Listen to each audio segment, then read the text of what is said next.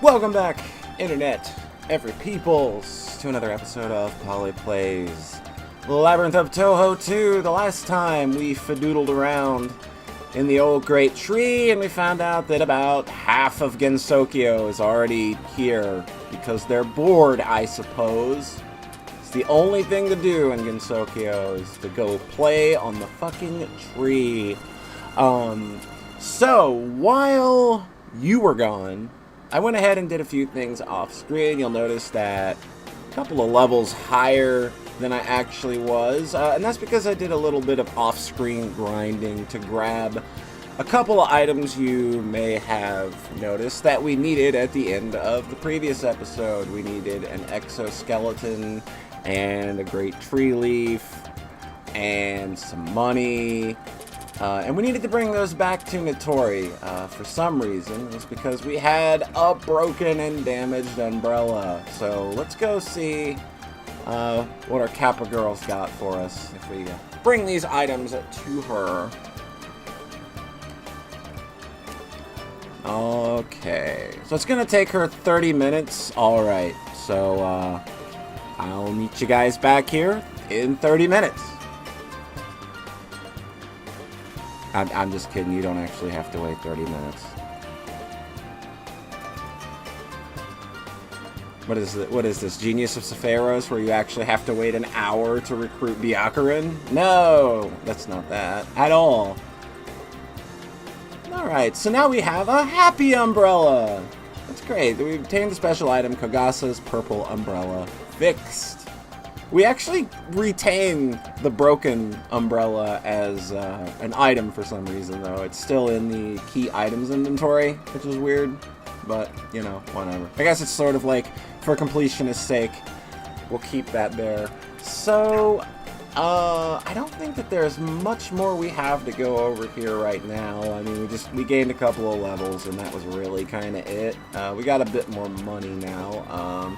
Oh yeah, we also picked up an achievement down here. We picked up achievement number 89, favorite character. Each character has a value for the amount of times they've been in battle. What does it have to do with the game, you ask? Not much. That's a bullshit, liar, liar, pants on fire statement right there. It has a lot to do with the game, and for that we were rewarded a training manual, which I don't believe we've had a look at yet, but you use training manuals over here at the Hakure Shrine, and it is a consumable that increases a character's skill points by 1 when used. You can use it at the Hakure Shrine. We're not going to be using that yet. Yeah, you can see down here we've got Kagasa's umbrella broken, Kagasa's umbrella fixed.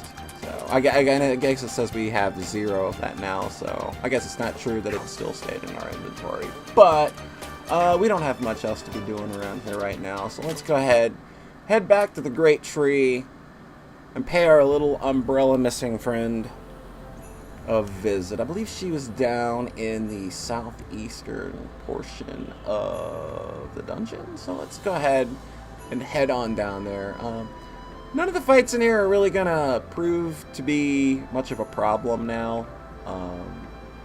Once you get a few levels behind you and you throw those stat bonuses behind your characters, and especially if you went for the appropriate treasure chest, you're not going to be having much problem. Nut eaters, like even Marissa is going to fucking punch a nut eater and it's just going to crumple like so much paper bag. Yeah, that came out exactly as I needed to. No more sobbing, Kagasa. We got what you're looking for. So still balling. Still balling. But, yo, turn that frown upside down, Umbrella Girl. We got you. Literally, we probably got you. Like, if her umbrella was broken and she is the umbrella, wouldn't that imply that she's the broken one here? Whatever. Like, I don't think there's any real definitive answer to how all of this plays out. I like this. You know, Asuku Mogami, they have to repay a debt whenever they can.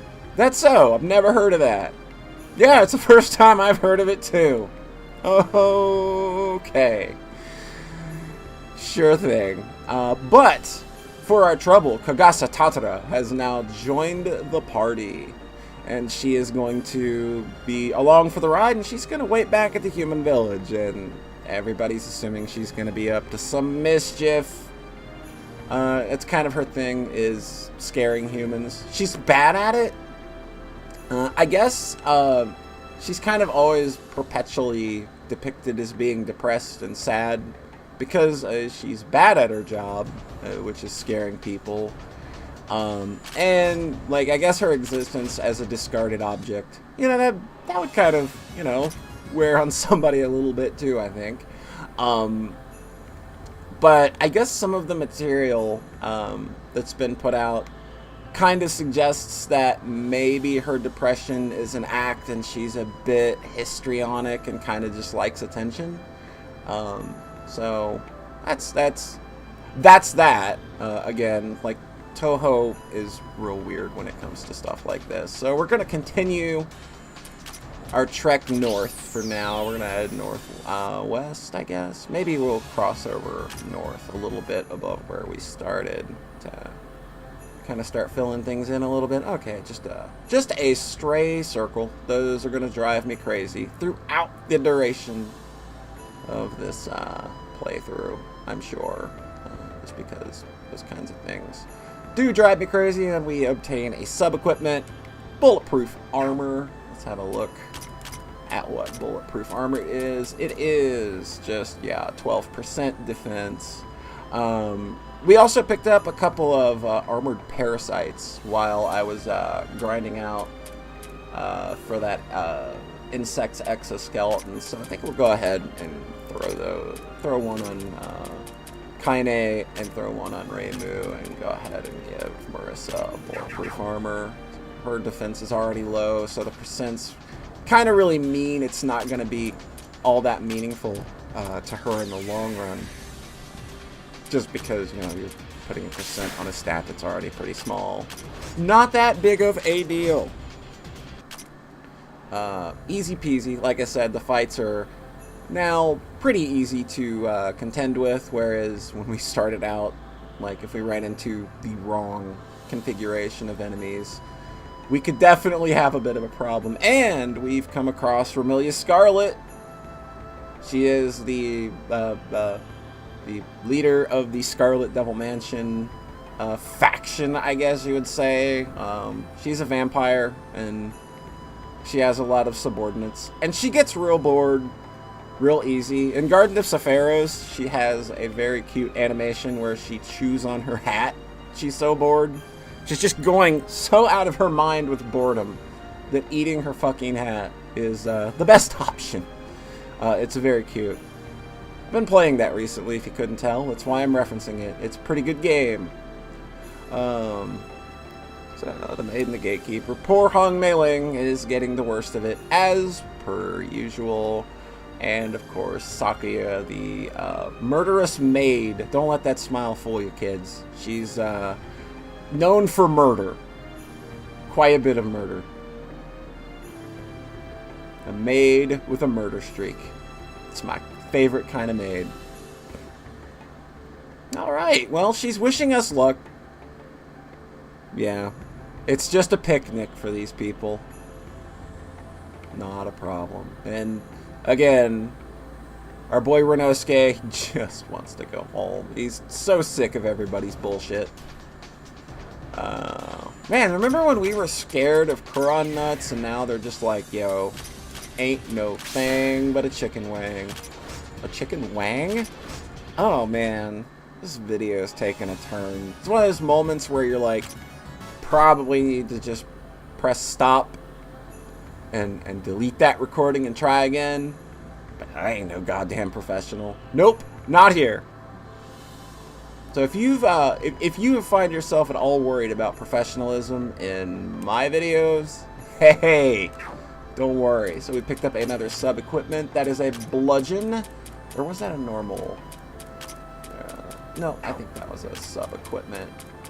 So let's head over here. A bludgeon created from the trunk of the great tree. May have some mysterious power within. The girls thought it too heavy, so they scrapped it together. It was thin enough to work as a staff. Poor bludgeon. Though it's a pretty minor attack and defense buff, but it does give you some physical resistance and some resistance to shock. It's kind of like the first in the line of multi-purpose sub-equipments that probably stack better with some of the better equipment. That kind of more supplement than anything. You'll find a lot of composite pieces of equipment like that where the benefits seem really small, but if you pair them up with a few of the better items, you're probably going to end up in a better spot. Especially if the numbers are high, because again, percentage based. Okay, hey, I see an event icon down there. I think I take this little path to get to it. Let's see what we got down here. Oh. Oh, hey, it's Rumia again, and this time we get her full portrait. She's not looking in a good way. I like this. Oh, it's red, white, and black, white. The only way that she can remember. Oh, man. I'll have to do a little more looking on Rumia, I suppose. She seems like an adorable character. Just kind of very aloof to everything, maybe. He wants to ask you, do we have any manga meat? We have any what? Manga meat. Meat attached to a large bone. It's hard to chew on because it stretches so much. I played too much and now I'm hungry. Do you have 3 manga meat with you? Yeah, cheeky attitude asking us for something and being so rude about it. I don't think she was that rude. Oh.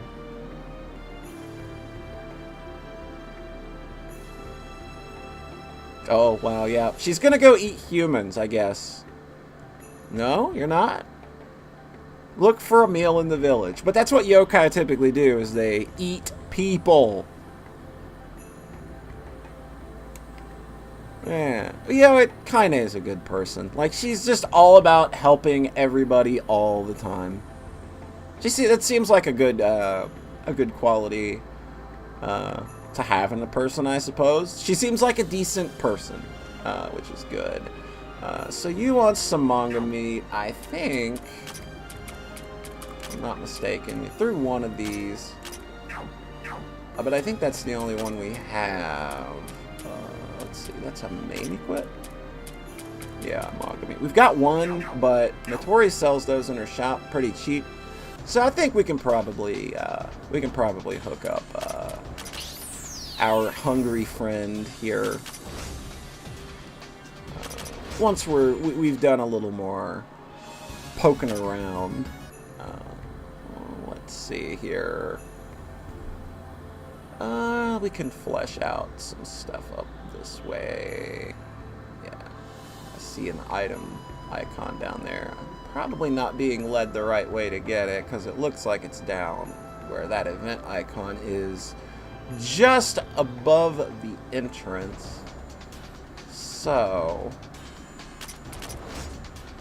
yeah, like I said, like Marissa can just punch things now and it's totally fine. Even though it's imbued with you know, it's being calculated as mystic damage, there's no resistance to that. Well, god damn it, you piece of barf. I'm gonna get you. And when I get you, I'm gonna be very disappointed in what you probably actually are. Because you're level 1 gear, and it's probably not that impressive. And we have a forest fairy back there. I ran from one of those quite a while back. That was no good times. Oh yeah, you need magic, don't you? Yeah. Like, even, like, that all spell just kind of does nothing. Like, but I've got an Expelli's Cannon for you bitches. How about that? Just eat that. Eat all of it. Racking up some dough. Getting some drops. Getting that consecutive bonus up. There's a real cheap way to do that. And there's something over there. We see a boss icon, too. But I'm more interested in the item for the moment. Items Discovery Weekly. Okay, this is actually one of those permanent items I was talking about, where once it's in your inventory, you always have it, and it grants a permanent bonus for the rest of the game. This is an item that increases item drop rate by 1.6% just by being carried. The effect will stack up to 40% increase. That's pretty rad. And you're gonna find quite a lot of those. Like the game isn't really picky about its drops. I don't find it's pretty generous. Oh wow, look at this hot mess we got. About an asteroid belt. Another funny thing is the forest fairies attacks, they don't have sound for some reason. Weird bug. I just kind of thought that all of the sounds and stuff would be directly, god damn it, would just kind of be directly tied to the attack and not the enemy. There's another insect's exoskeleton, which we don't really need. I had to grind a hell of a lot longer than I cared to for that original one. Let me tell you something. What do we got back here that we can kind of flesh out a little bit? Nothing? Is this going to be a dead end? We got 4 Koron nuts. Oh, I'm real scared. Well, I guess I should be since I wasn't quite ready for this one. But we should be able to composite them out of their misery quite easily. And there's another great trees leaf. Again, I mentioned before, those are going to be super important for us to have here in a bit. But for now, just happy to have them. They're just happy little tree leaves. And we picked up another sub-equipment that is a lucky horseshoe. What does a lucky horseshoe do for me at this point? Ah, this is a physical resistance up by 50 points. That will probably be good to have. Maybe soon. I'm not spoiling anything. Okay. So it looks like we're headed toward another item. Oh, Marissa, you're looking a little low in the TP area. Good in there, low in the TP. She can't wipe her butt! Silly magician. Alright, so are we gonna grab this? You're gonna just take me around the long way, or are you gonna just take me nowhere near where I want to be? Okay, well, hey, we wrap back around here. That's a good thing. And what's this down here? The narrow road shaded by the tree's roots that Reimu and her group took was now completely blocked by a thick block of ice. Thick block of ice, huh? This could be a problem. What is a thick block of ice doing here? Why would there be a thick block of ice? Just weird. That's a weird thing to find in the middle of a dungeon. I can't think of any reason why a thick block of ice would be there. So I guess we'll see if we can grab this item over here. Maybe we'll go ahead and punch out. Because we are, and yeah, Marissa's totally going to be sapped after this fight. So is Momiji as well, I think. So just punch that bee. So it's not doing us much good staying in here. Again, with the party so small, we're going to have to punch out a lot quicker than we intended, but yeah, the Momiji's TP. Wow, we just lost 3/4 of our front line. That's a good thing. Well, I will bring in Rinosuke. And, oh, okay, son of a bitch. I didn't need to grind for that exoskeleton, it turns out, because they just fucking give you one. Well, good job, game. You got me. But maybe we'll have a use for that later. Oh no, Rinosuke, let's bring you. Whatever. Let's go ahead and punch out, and we pick up, I believe, 2 more achievements in recognition for. Okay, so we get a manga meat, which means we only need to buy 1 more. I'll probably buy 2 just to have 1 in my inventory for now, and a swiftness gem. So let's go ahead and see what all the hubbub there is about. Okay, we've won 50 battles, manga meat. Proof that your party has slowly become accustomed to combat. You're not wrong. And it says beyond Hakone. Soon you'll be able to boast about being a good walker. We've taken. Yeah, we've taken. Can't tell there's West Virginia roots here, can you? We've taken 1,000 steps and a swiftness gem. So a swiftness gem is probably another one of those special items over here. Yeah, this up. Okay, yeah, an item that increases a character's speed base value slightly when used. Again, speed, one of those stats you're definitely going to want to be investing in. I learned the hard way my first playthrough about not investing in that early, and by the time I got, like, much later in the game, that was a bit of a problem. So, we've got, what, 2 manga meat on us? I think it said. Yeah, okay, we've got 2. I'm going to go ahead and buy 2 more from Notori.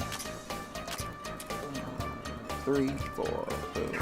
Puts us down to 981. I'm going to go ahead and hop back over to our girl Rumia.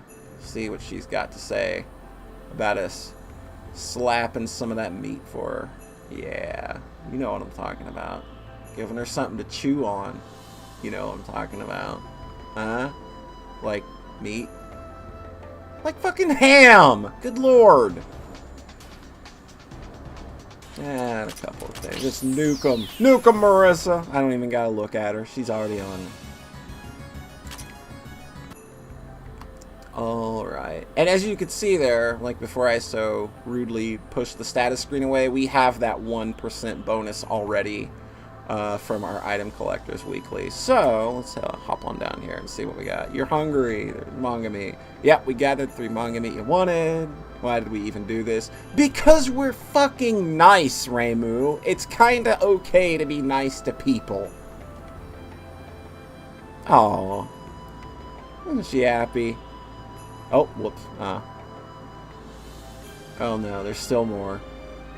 Anything fun to do. It was boring waiting around for the meat. She just does nothing waiting for us. Yeah, hey, like Marissa's got the right idea.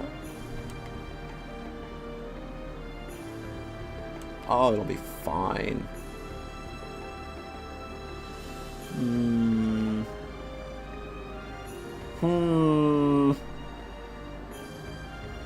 Okay, we'll just keep feeding her in the village. Okay, so she's not gonna eat anybody. The beat up monsters here together. Count her in. Alright, so Rumia has joined our party as well. Fantastic. So, let's go ahead, put a nice exclamation mark on this episode by dropping our 2 latest recruits into the party, having a look at them, seeing what they're all about. We should probably get them a few levels. Well, I mean, they already have the levels. I just haven't leveled them up at the Hakare Shrine yet. But, what am I doing? That is not what I want to be doing. So, let's check on Rumia. She is the yokai of the dusk. She's an underrated magic machine, really. And she's got a very unique ability to just completely ignore mind on one of her spell cards here. I think it's Dark Side of the Moon. But let's go ahead and have a look at Moonlight Ray, which is her first spell card. This attacks an enemy by trapping in between 2 lasers. Simple high power spell. It's scary when you see it for the first time. Yeah, again, it's not obvious. All of these spell cards are based on their actual spell cards that they use. She is also the first boss of Embodiment of Scarlet Devil, which was the first Windows game. Very easy boss. So we have Dark Side of the Moon, a spell that attacks all enemies in the area. The power is low, but the spell ignores the enemy's mind. That actually is one of the things that makes her really, really useful. She can punch through enemies' defenses entirely, as so long as Dark is not resisted, and it'll do a nice good bit of damage. Kind of underrated. She gets a decent magic stat. She doesn't have a lot of staying power, though. She's pretty fragile, as you might expect. And then we have Demarcation. This recovers a small amount of HP to all frontliners. It's also reduced the effect of any debuffs present on the frontliners. Super freaking useful. Absolutely going to be using her quite a bit. There are a number of bosses that she's able to actually kind of punch through, and she's not going to turn them into paste, but she's going to be able to wear them down real fast. And we're going to move over to Kagasa Tarara.